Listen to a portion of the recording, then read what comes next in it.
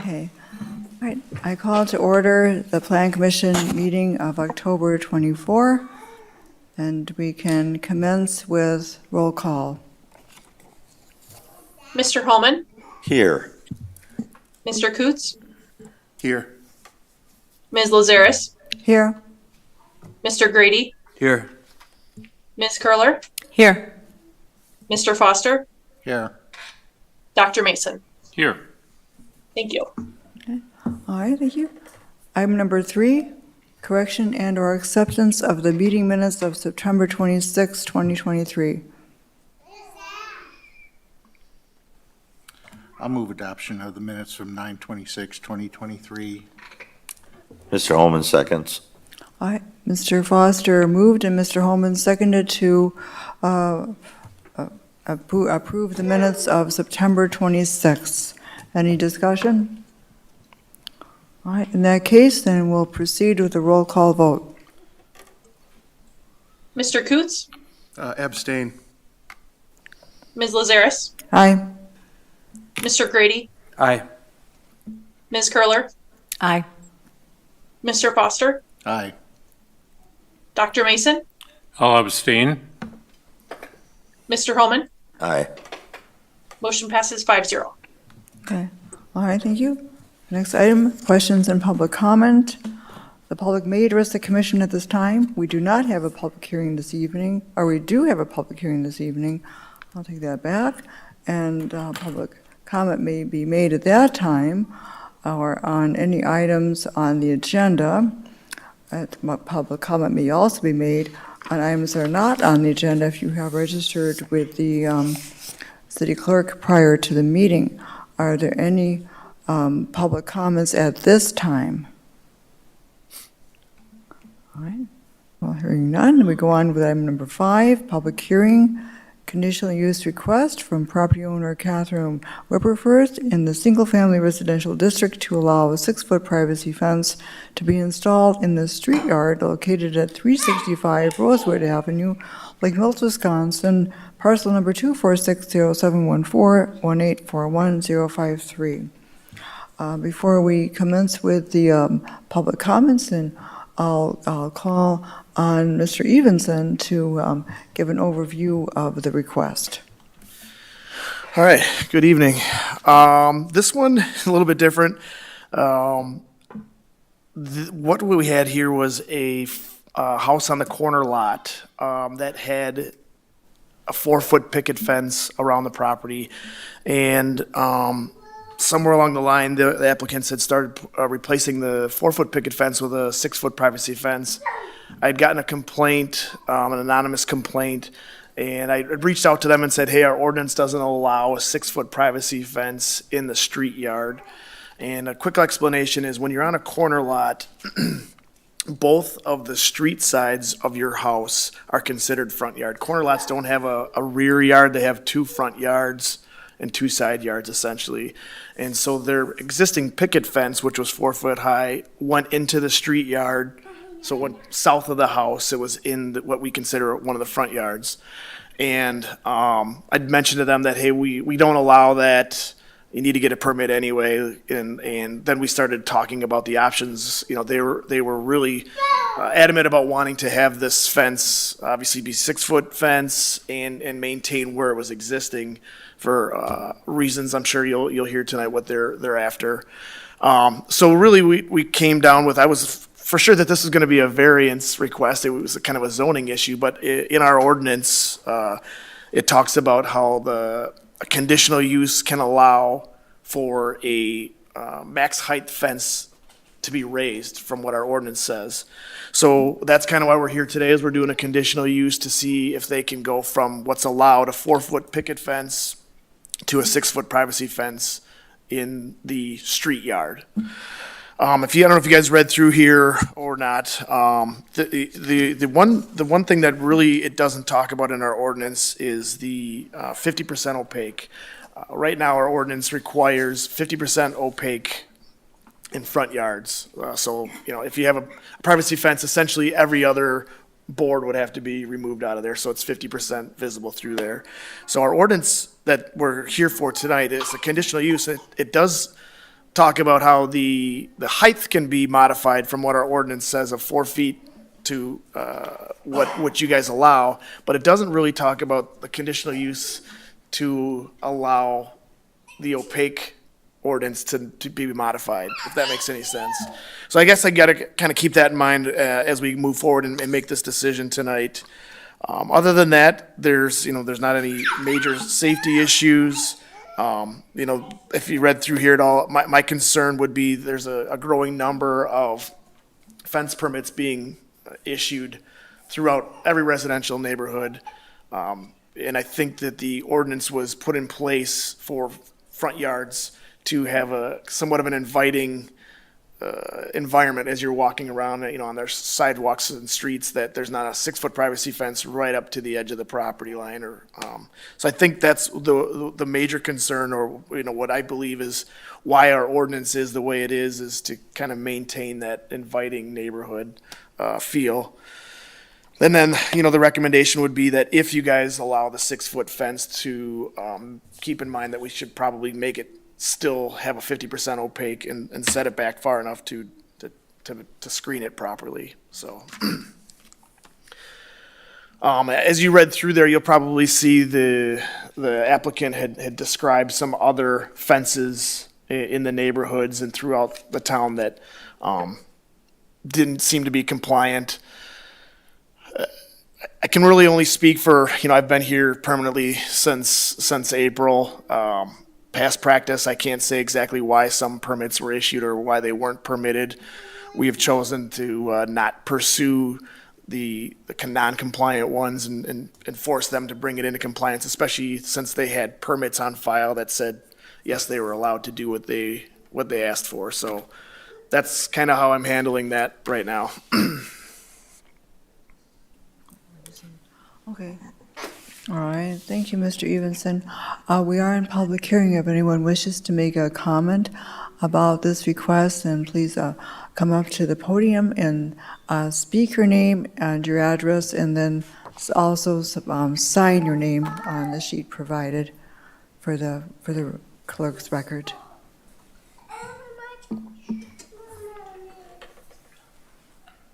Is there a pen? Okay. Can I sign after? Okay, so my name's Kathryn Wipperfurth. I am the homeowner with Michael Wipperfurth at 365 Rosewood. I have a speech. I decided that I think it should just be a conversation, and I don't want to bore you with the speech. Mrs. Wipperfurth, if you would speak right into the microphone. Can you hear me now? Okay, sorry. Didn't want to bore you with the speech. There is a part of the code, it's our understanding that the fence is on the property line, and there's another section that says any lawful non-conforming structure may be allowed to be extended, enlarged, reconstructed, moved, or structurally altered, provided that it complies with the bulk requirements of the specific zoning district. We would like to propose that we do have about a foot of landscaping in front of the fence currently and 2 feet behind the fence, and that we would be willing to move the fence 2 feet back, which would put it in code. And that based on that code, that would address our opaqueness issue and the location, making it more conforming with the current code, and that we would meet the bulk requirement with the landscaping and the new location. Other than that, we're definitely just asking for it because we're concerned that although we have 2 dogs, we have 2 Siberian Huskies, not sure if anybody has Huskies, but they're jumpers, so having it at a 4 feet doesn't really work for us. And having it 50% opaque, unfortunately, we've posted signs on the current fence and we've had people reach through. We've had our gate opened, we've made police reports, and that's what brought us to switching out the pickets at the end of the day. So we just fear for our safety and our general well-being for our kids and our dogs, and at the end of the day, it's our liability if someone sticks their hand through that fence. By moving it back 2 feet, making it private, and putting adequate landscaping, we think we're definitely in line with the current code. If it's brought up in the future, you can see we followed the code. Did anyone have any questions, I guess, or any concerns? Mrs. Wipperfurth, they may have questions of you, and we will take that up under the next item for discussion and recommendation. So right now, we're only hearing the comments, and then the plan commissioners and staff might have questions of you in the next item. Mm-hmm. Okay. I do just want to elaborate on one thing, if that's okay. The one fence, at the end of the day, we're getting told that we have to follow this code. And the building inspector makes a great point. There are going to be other people who are going to put fencing permits in our residence. The own code states that even if you get an issue, like a permit issued, it's not compliant and it doesn't make it a legal structure. So I guess I'm just confused why we're having the code, thrown at us. We're getting fees and all these subject fines to us, but the code clearly says if you get a permit, it doesn't matter if it's against the code. It's not a valid structure, it's illegal. We don't have an issue with their fence, to be clear. We just think that it should be considered in our request. Okay. Thank you. All right, thank you, Mrs. Wipperfurth. Would anyone else like to make a comment concerning this request? All right.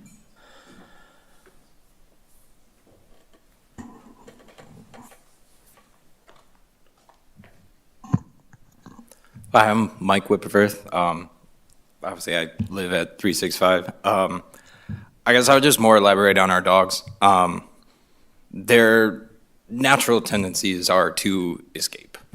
So we've already had one that's jumping over one. Luckily, that one doesn't feel the need that he needs to run and go places. Well, the one time one of them did get out, the other one, I chased him 3 miles. And, we were going across country roads. If you guys, I'm sure you guys live in the area, there's a bunch of farmhouses. It's a bunch of country roads. If it's dark, how are you going to see my dog? I don't want to, start chasing him and end up finding him dead in the street. It's watching them for what I've put up so far. There's a difference in how they react when people walk by. If they can see you, they're more inclined to try to get out. If they can't see you, they're more like, oh, where are they? Where are they? Where are they? And the one time a lady stopped and started talking to my dog, he started digging to get out. They don't generally dig. At least mine don't generally dig. Well, he started digging to try to get out. And then if they don't see him, they're just running around. They're running on the fence line, and they don't do anything. I would like to keep my dog safe. I would also like to keep my kids safe. Just in general. Like that's the main reason as to why we want the privacy fence and the 6-foot fence is keep our dogs in because they can jump the 4-foot fence and they have already. And just to keep our kids safe. I mean, I'm sure, I don't know if you guys have kids, but I'm sure you wouldn't want random strangers coming up and talking to your kids while they're in their own yard. But I guess that's all I got to say for that. Thank you. All right, thank you, Mr. Wipperfurth. We are in public hearing. Are there further public comments concerning this request?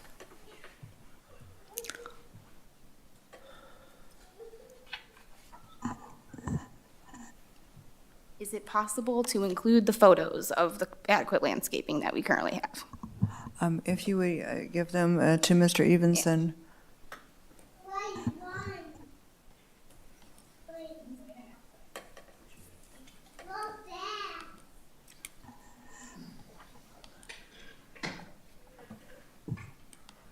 Okay, we are still in public hearing. Are there further public comments about this request? Does anyone else have anything to comment on concerning this request? Okay. Are there any other comments concerning this request? All right, there being none, then we'll go on to item number 6, discussion recommendation on conditional use request, 365 Rosewood Avenue. Plan commissioners, we do have, you have seen the memo by Mr. Evenson, and we also have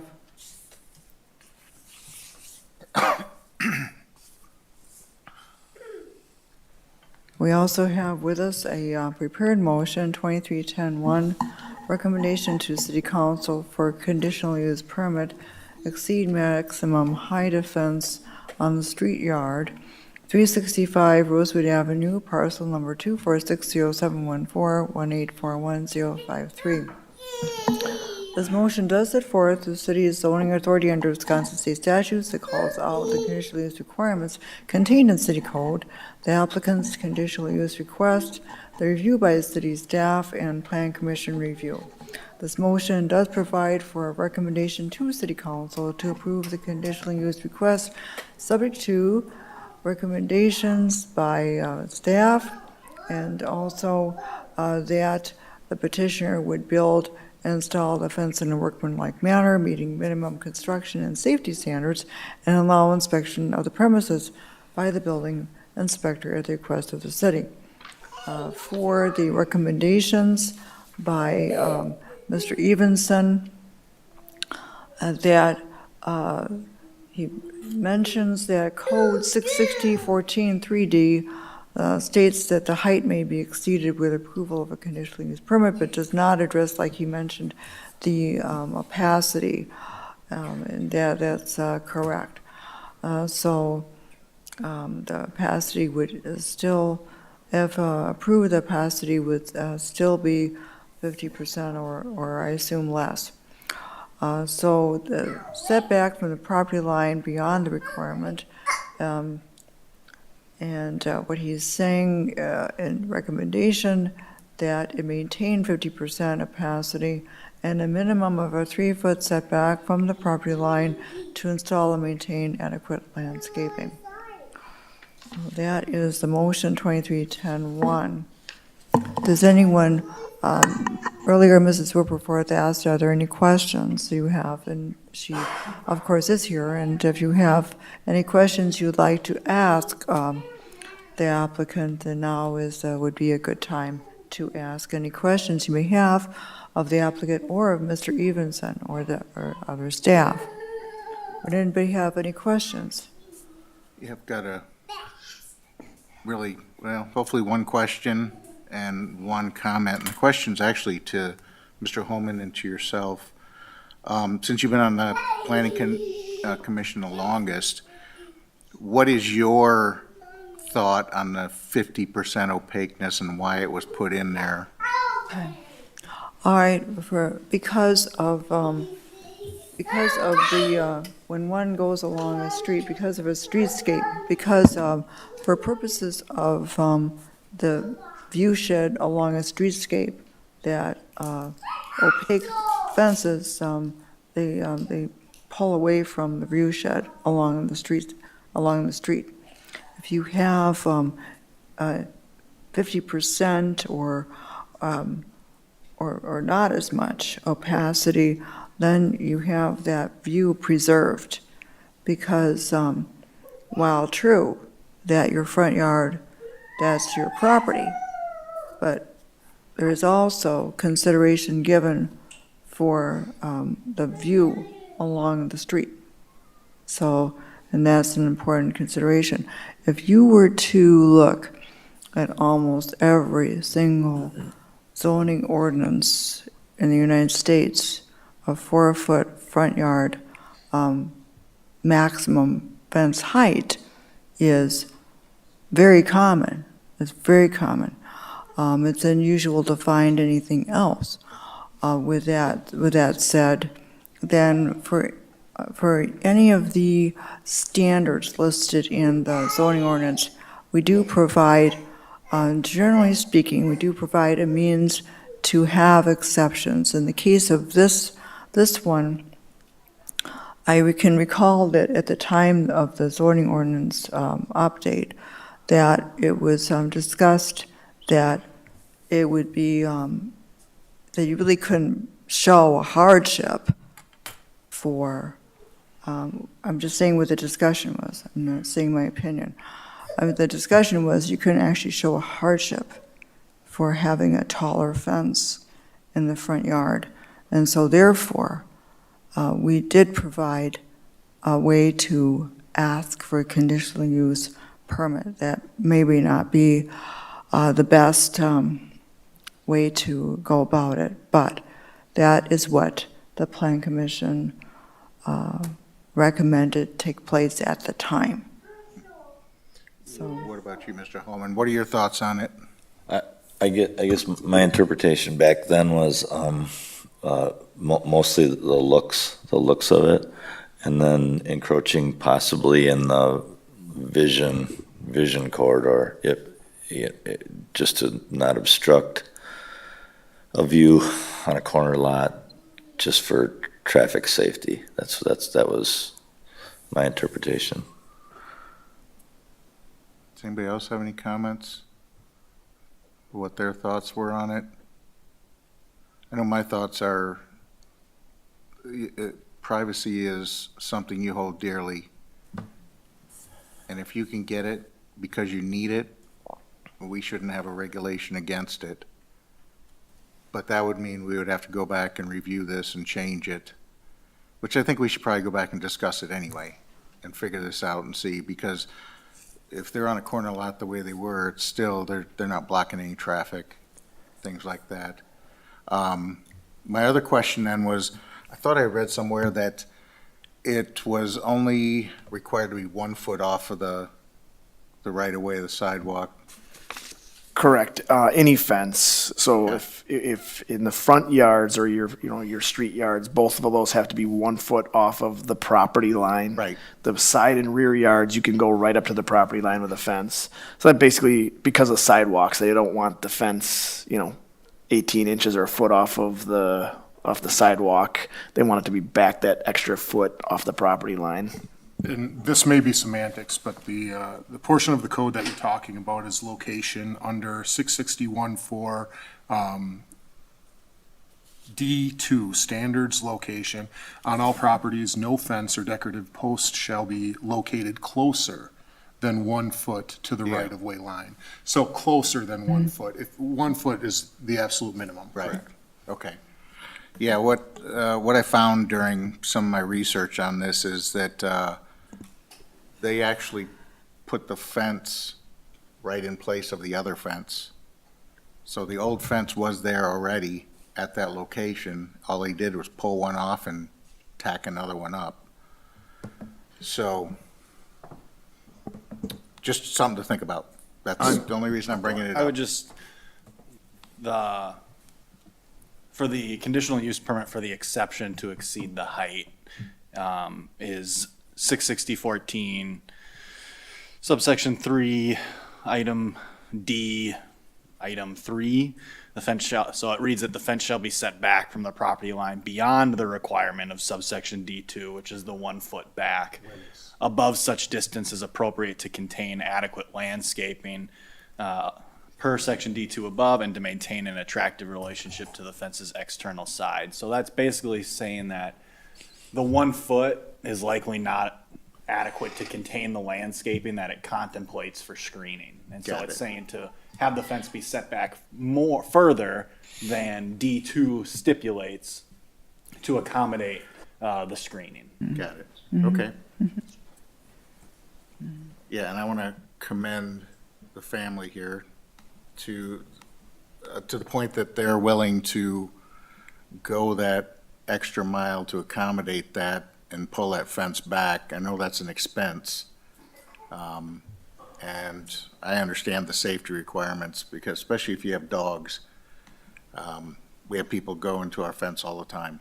People trying to get under our fence all the time, and my dog would eat them if they decided to do it. So I feel for them, what they're trying to do. I just have one more comment. I totally agree with these conditional use permits, because it gives you an opportunity, and I'm not quite sure if it gives us an opportunity, but generally, just by definition, it's a use with conditions. If some conditions were to arise in the future, maybe this is a question for Dan, is that something that we could revisit if something came up in a conditional use? Let's just say be a safety issue. As Drake just said, generally if conditions change, the snapshot in time when you're approving the conditional use permit is predicated upon the argument what has been presented, the need for the conditional use.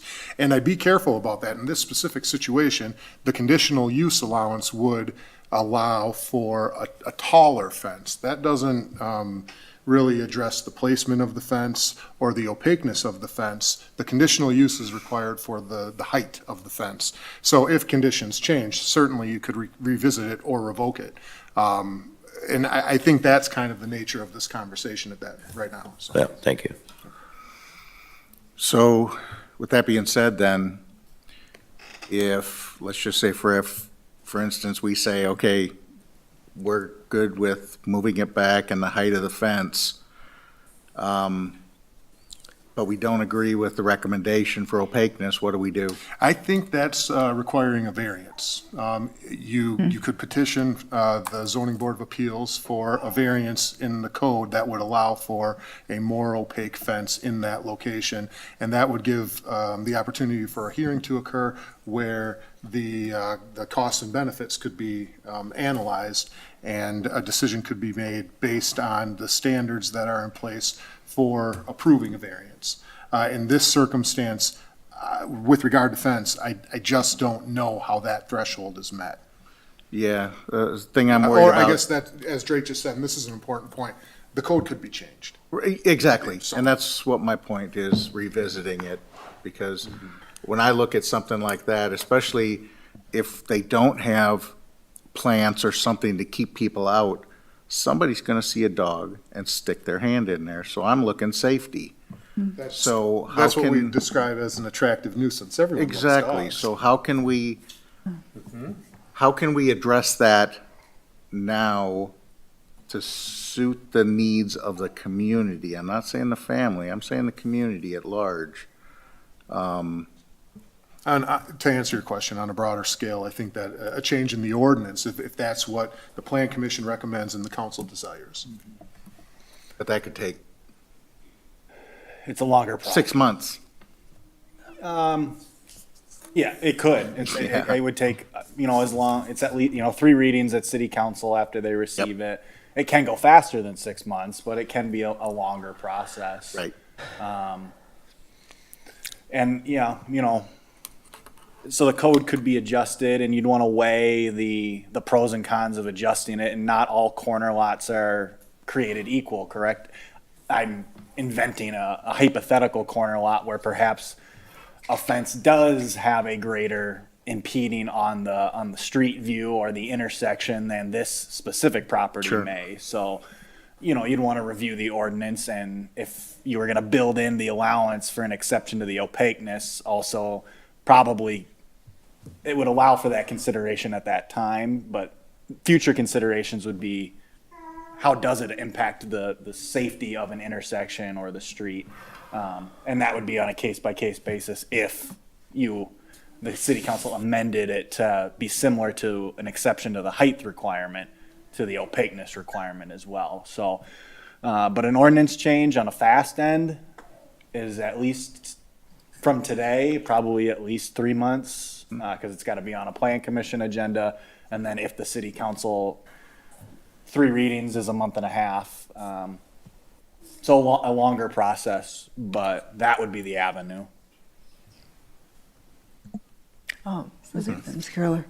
I have, I think, a couple questions and then some comments. I thank you, appreciate Wipperfurth, your being here and sharing your concerns and the reason why you want to do this project. And I definitely appreciate the challenges that people walking by can create and your interest in privacy. Yeah. With all due respect, I don't think privacy is the only factor, though, that we should be looking at. And I think that character of the neighborhood and character of our whole community is something that I was really looking at as I was evaluating this. And I drove around this afternoon. I looked at all of the addresses of the other fences that the Wipperfurths listed in their application. One of them is in the township, so that didn't apply. A couple of them, I think one we heard about that's 2 blocks away was put in before the ordinance. So, and the other one I guess there was one on South Main Street. It looked like maybe 4 or 5 feet high, and it was chain link, so it didn't kind of stand out as much to me. I wasn't clear. if that was compliant or not. But I guess as I was driving around the community generally, and having lived here for quite a few years, I feel like our community generally does not have a lot of fences, and certainly not in the front yards or in street yards. That's very uncommon for us to have them. Now, I don't have any disagreement that maybe you're getting more and more applications for people to put in fences, but that's not a common feature in our community. And to me, that's part of the attractiveness of our community, as that we have these, as Troy said, sort of open, inviting neighborhoods people can walk around. So then it's just a question of how do you balance the interest in privacy and the interest in having that more open, beautiful neighborhoods. I'm not particularly in favor of getting rid of the opaque, the 50% opaqueness requirement or the 4-foot limit generally in front yards or street yards. I think one of the biggest challenges on this property is because it does have 2 street yards. So if they were next door, they'd be able to build a fence in their backyard that would be 6 feet high all around, and all would be well, because they wouldn't have the second street yard, to deal with. So part of it is just their unique situation with having dogs that can jump over a 4-foot fence and being on a corner. But I guess I'm when I look at the standards that are outlined for us to approve a conditional use permit, I don't think the standard of not having an adverse impact on the character of our neighborhoods, I don't think that's met. I think the character of our neighborhoods is open. And having a tall fence, I think, is in contrast to that. And I think there was one other standard that was mentioned in the zoning administrator's memo regarding public benefits. And I'm not sure I see a public benefit to this. Certainly there's a private benefit to these property owners, but they won't always be these property owners, and they maybe won't always have those dogs, or they won't always have young children, but a fence is going to be kind of permanent, once it's approved. So I guess those are my thoughts on it, and I'm not in favor of granting this permit.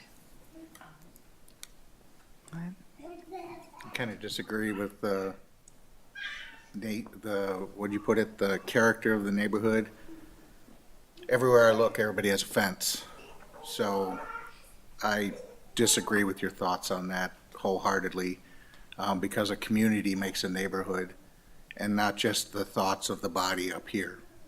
So it's up to the community to tell us what they want to do, not for us to tell them what they can and can't do in their neighborhood. So I'll have to say, I've been on the record for 20 plus years being a personal property rights proponent. I'm certainly not for making the community look something different. However, as a taxpayer, I think every property is unique, and the needs of one doesn't necessarily apply to others, even though the zoning code does. So I'm in favor of Mr. Foster's idea of revisiting it, the ordinance level, after, at a later date. We need to handle this to some degree right now, so they can do something or nothing. However, there's numerous things in the code that need to be revisited, and we were promised and that it could happen, and this is just another example of, I think you're 100% correct that we should revisit it. I think their openness to move it back some for landscaping is a nice cooperative gesture. That addresses some of Troy's concerns too with maintaining landscaping. But I'm in favor of the height. I think at the end of the day, I'm torn. I think that architecture influences culture and culture influences architecture. What I mean by that is I think that there's a reason why we're getting more fence requests, I think, because culturally, I think we're becoming more insular. I don't think that that's the case in this situation at all, but other people may take advantage of any kind of precedent set. That said, this family obviously has a need. They have their own personal privacy. They bought this house for a reason. They have these dogs that are part of their family. I think that needs to be honored. I think if we can move the fence back to allow for an aesthetic quality, I could be in favor of that. With regard to that comment, I would just once again distinguish there's three issues. The location of the fence, right? They've agreed to move it back into a compliant location off of the property line, 3 feet off of the property line. The height, which you can adjust by conditional use. And then the opaqueness, which I don't feel that this board or the city council has authority to vary that aspect of the zoning code at this point in time. So be leery of that specific issue. I think No, that- but the city council can tell the zoning administrator to stop finding them. They haven't been fined. Or even start finding them. No, I haven't been finding them. We've kind of had this discussion with them, and I just told them the process that they need to do, that I can't just permit it. And I've actually gave them an extra month. They couldn't make it last month, so they wanted to push it back to this month so they could be here. And I have definitely not fined them or given them any grief about this. I'm trying to work with them through this process because we do have a conditional use option in our code for this. But if you guys decide you want to wait till we get an possible ordinance change, there's nothing I'm not going to badger them. We'll wait till the process is done before I would get involved with that, or some direction from staff that I would need to move on. I have a question. If we were to move in that direction, and if we were to kind of pause, allow for that process to take place, can they still kind of patch up that fence that's open right now that I'm guessing is a big nuisance for them and their dogs?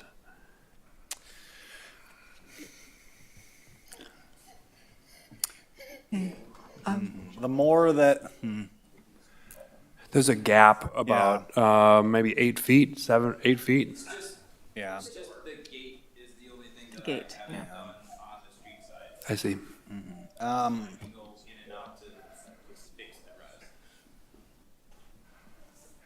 I think that's a difficult question to answer, because the more that goes up, the more that has to be taken down and the more that has to be moved. Because we're still talking about moving the fence back and allowing for screening to be put into place. And so, I wouldn't advise it, I guess, to complete the fence as it sits where it is now, because I can't advise, I'm not going to advise someone to violate the ordinance. So I wouldn't do that. Will we, is Troy going to start fining them for it while there's an ongoing process to review and amend, potentially amend an ordinance? No, I don't think so, but I certainly would not add more to it until a clear path was defined. All right, I would recommend that, that this request is separate from anything that this body might recommend in the future for revising any aspect of the zoning ordinance, which is going to come up since the comprehensive plan is about to go to the third reading before the city council. And soon the comprehensive plan is going to be adopted. Once that takes place, then at some point soon, we would be looking at revising the zoning ordinance and the subdivision ordinance. And also, we're going to be hearing more from a study that was recently done by the Heartland Institute, focusing on the impact of affordable housing as far as zoning and subdivision codes are concerned. So these are two separate issues. We are looking at this request with what we have today, And I would recommend that the way the general feeling is about what this family is looking for and what the city would like to see in neighborhoods and so on and so forth, I believe that, and my recommendation is that Mr. Evenson has come up with a reasonable recommendation as to this request, and which is set forth in this prepared motion. So that's my view on the whole thing. Anything we might do in the future is separate from this. I have one more comment now. We definitely have been told by different administrations to stay on topic. So what's before us tonight is a conditional use. This has happened before. We've gotten off track before. Yeah. And I think, I don't know, I can't cite the example, but I think Mr. Foster and I at different time were on a project, a thought process project that wasn't before us, and the staff reminded us we can only act on what's before us.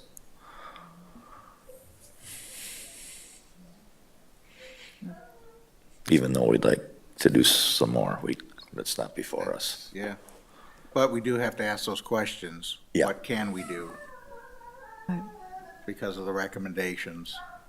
So we have to look at it, the whole thing, the whole picture, and say, okay, we could approve this and get it to the city council, and city council could approve it. Well, they also want it to be a private fence. So if they go through and make it an opaque fence, and then we go through and change the ordinance, and then they have to rebuild it again. However, the council representative on the Board of Zoning Appeals would be able to reiterate the thought process. There's not a council representative on the zoning board of appeals. It's a quasi-judicial entity that is separate. Oh, I'm sorry. So I was thinking, just to I was clarify. thinking Public Works. Yeah. I'm sorry. No. Yeah.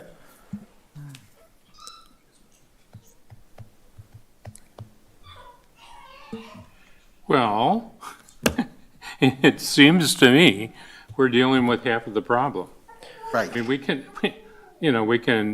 approve the 6-foot level that, And they could go to Board of Zoning Appeals to address the got the opaqueness, opaque problem, just like what Dan said. We don't have a voice as far as the opacity is concerned. It is what it is. Yeah. We only have a voice as far as the height. Because of the way Yeah. we wrote it. And We did. the setback, based on them requesting an exception. and We can the get the setback. location. So this is why I come back to what Mr. Evenson has recommended, and it shows a lot of thought, by the way, as to how this is all set forth in this prepared motion.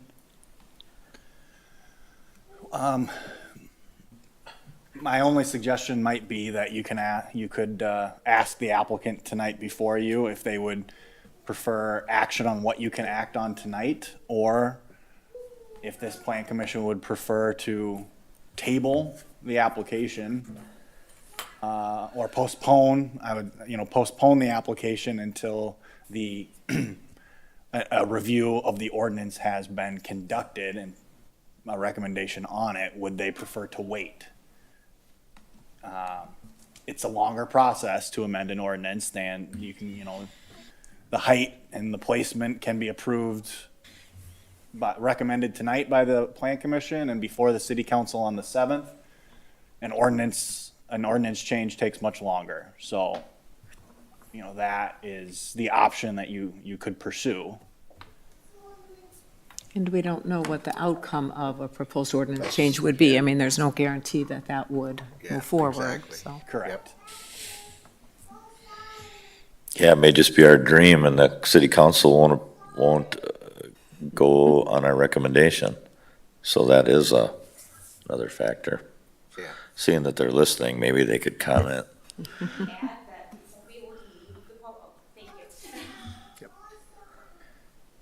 Because of the cold weather, we can't really move the posts in the next couple of weeks, so our time is limited. So we would argue with your permission if we could hold this off until like the spring and see what changes come about.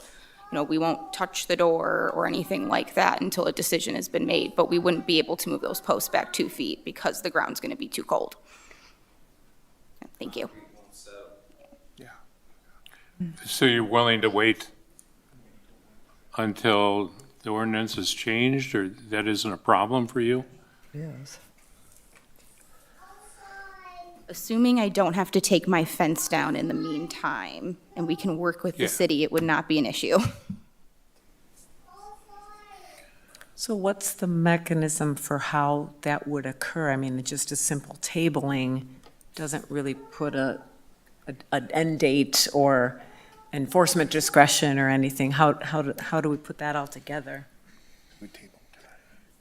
It's difficult because, once again, I mean, you are bound by your ordinances. The city council has adopted them, and your board right now is afforded the opportunity to make a recommendation regarding a conditional use permit for an exceedance of height. They've already stated that they'll comply with the location requirement, so no issue there. It's the opaqueness. And the reason I bring this up again is because there's just no guarantee, despite 2 members of the board saying this is what we'd prefer right now. We haven't even gotten into open session where this board is saying we, as a board, recommend to the council that this opaqueness portion of the code be changed. That's a number of unknowns in one statement that, from my point of view, I would be uncomfortable with the petitioner relying on that. What you have authority to do right now is to either recommend grant or denial of a conditional use permit regarding the height of the fence. So I know that's not necessarily what at least a couple of you want to hear, but that's the nature of the beast right now. That's what the hand that you're dealt. That's where you're situated. Yeah, and I think that if we look at it that way, if we decide we want to go through and approve this to the council tonight, that gives them the protection of the process to be able to move that fence when they can move it. And then we can look at the ordinance on our own as we please after that. Something like putting a mechanism in there to do a conditional use if the situation fits for limiting opaqueness or something like that, that we can do on our own. But if we approve something like this, at least it gives them the protection that the process is moving forward and we don't have to worry about anybody, whoever, deciding, oh, we're going to fine them because they haven't moved it yet. We already know the process is in motion. Mr. If I may, what I would recommend in order to move this process along on this item was that in the motion, you add an additional condition that compliance be achieved by June of 2024. That's for the height exception and then as well as the placement of it. Yeah. That will provide a deadline in which they must come into compliance with the existing ordinance. If the ordinance changes before that compliance date, then they will be afforded the opportunity to comply with that new ordinance instead. So it will give them some amount of certainty that they will be able to have the height restriction and know where they can place it if nothing occurs, but that they must do so by June of 2024. And if the ordinance changes, they'll be able to work under that process to have their fence comply with what that may be if it's changed, or if it doesn't change. If it doesn't change, yeah. They'll have their approval already, but they still will have to go through the process of getting a permit through Troy's office and holding off on work until that permit is issued. So I would add that compliance date, and that gives some certainty plus some time. Yeah. What's the procedure for suggesting that the city council look at it, change the ordinance. You, Would we recommend that at this point, too? Not during this meeting. Not this meeting. I believe that would have to be an appropriately agenda noticed item at a subsequent meeting, but that is specifically within the charge of the Plan Commission. We You could, make okay. recommendations with regard to our zoning code. So if this is an issue that you want to address, then at the next meeting, you certainly, or maybe the council's watching right now and, notices this conversation, but you certainly could make a recommendation at that point in time to address this specific portion of the code to whatever you desire. Would that require a public hearing or No. just the notice? Just notice on the agenda, just to comply with open meetings laws. That specific recommendation in ordinance amendment does not require a public hearing like this request, a conditional use permit request. Mr. Daly, would you suggest compliance by June 30th in that case? that's adequate. Let's put that in. Okay. All right.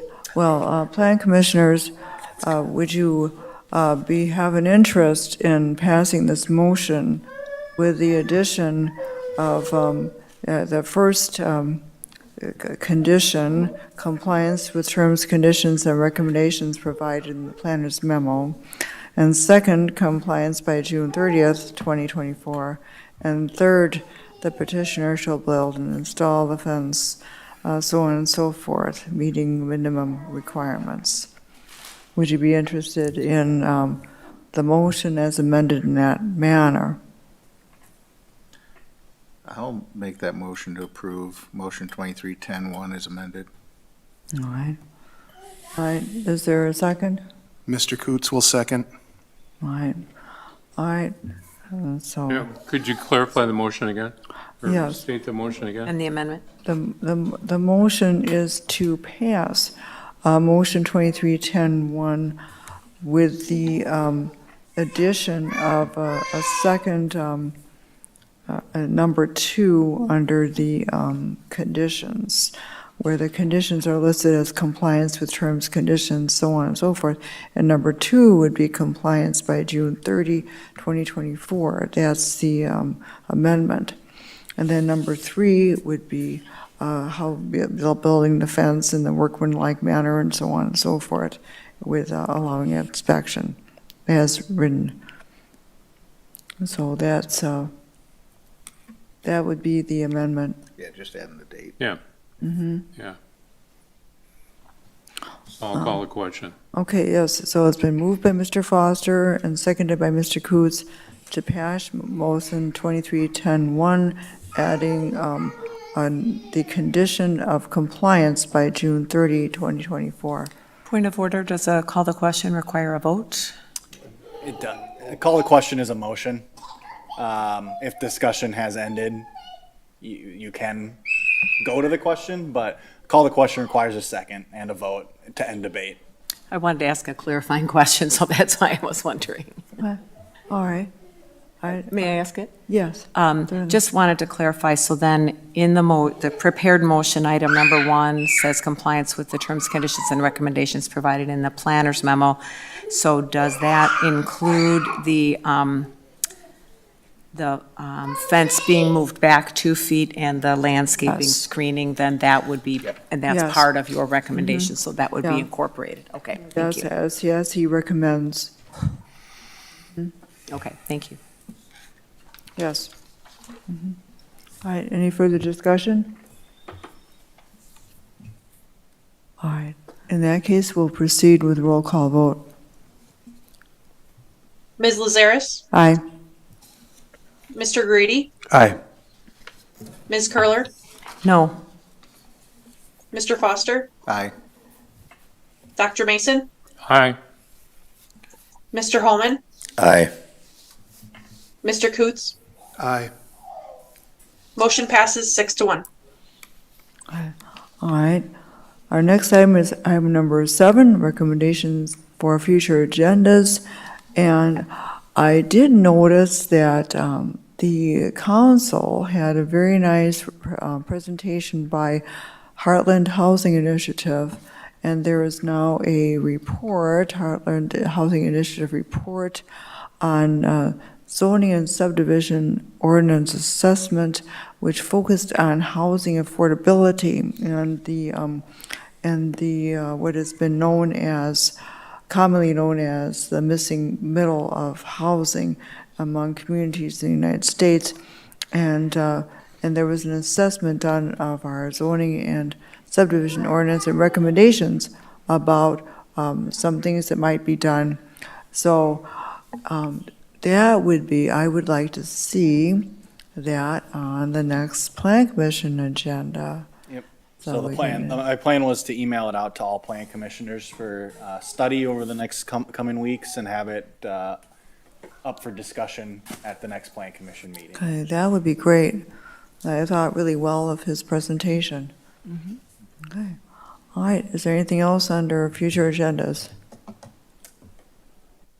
All right, hearing none, we go on to number 8. I would Well, just, the just to put it on the recommendation to change the ordinance. Yes, Yeah, that's yeah, that. yes, and then that also. Do be we have on to vote future on that agenda. then? And You don't, I, No, it would just be on our future No. agenda. It would just be on our future agenda, yeah. yeah. I just yeah. wanted, as part of the record, just that there was a formal request on. Okay, okay. Yeah, yeah.